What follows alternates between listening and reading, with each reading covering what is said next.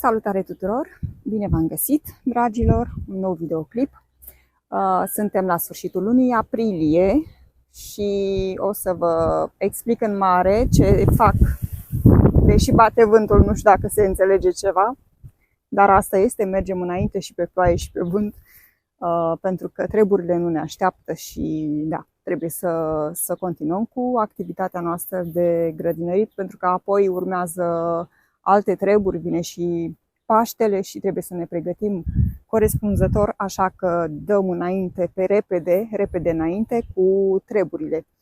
Astăzi urmează să fac anumite lucrări de grădinărit în zona asta, mai precis în această crescătorie de râme, așa am folosit-o în acest scop.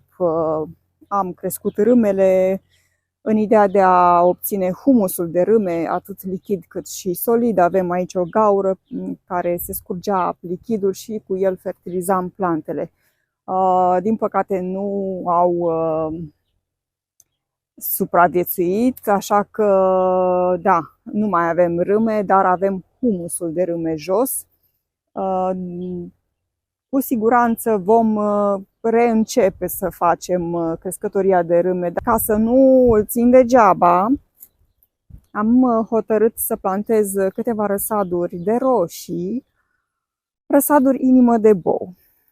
Am mai vorbit despre acest soi, că nu am mai mers, din păcate, în ultimii 4 ani, dar bineînțeles că nu mă las și mai încerc și alte variante. Deja am plantat în grădină mai separat față de celelalte roșii și acum o să plantez câteva răsaduri în această crescătorie. Practic este un frigider reciclat pe care l-am utilizat noi în mai multe scopuri, inclusiv crescătoria de râme. Așadar, avem mare parte humus de râme, practic sunt excrementele pe care le lasă râmele în procesul lor de descompunere a resturilor vegetale pe care le aruncăm aici.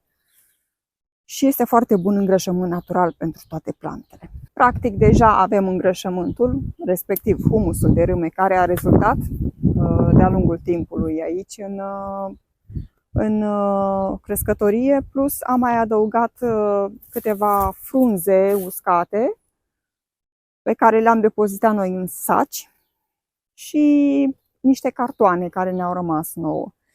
Apoi, peste acest amestec vom adăuga compost. Îl avem aici aproape,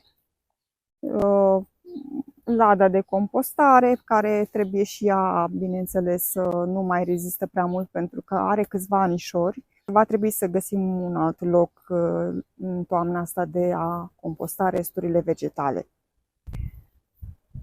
Voi amesteca aici totul, compostul cu frunzele și apoi urmează să plantez roșiile inimă de bou. Am și semințe recoltate de mine de-a lungul timpului pe care acele răsaduri le-am plantat deja în alte locuri și am mai cumpărat în urmă cu vreo 2 ani un plic cu semințe inimă de bou. Au ieșit mai mici față de ce am avut eu de-a lungul anilor, mult mai micuțe, dar tot inimă de bou sunt, așa că am hotărât să mai pun și anul acesta și să le plantez aici, chiar dacă nu o să respect distanța de plantare, eu o să le pun mai îngrămădite și rămâne de văzut ce se va întâmpla cu acest soi în crescătoria de râme. Practic este, ca să zic așa, un strat înălțat făcut din materiale reciclate, respectiv frigider. L-a vopsit soțul meu negru pentru că era inestetic, venea cam urâțel aici, în zona asta, așa alb, parcă ieșea în ochi și cu înscrisuri. Ne-am hotărât să-i dăm așa o mână de vopsea ca să nu mai deranjeze la ochi. Și da, cam astea sunt planurile pentru ziua de astăzi. Bineînțeles, mai sunt și alte planuri, alte proiecte în curs, dar o să vorbesc despre ele în alte videoclipuri.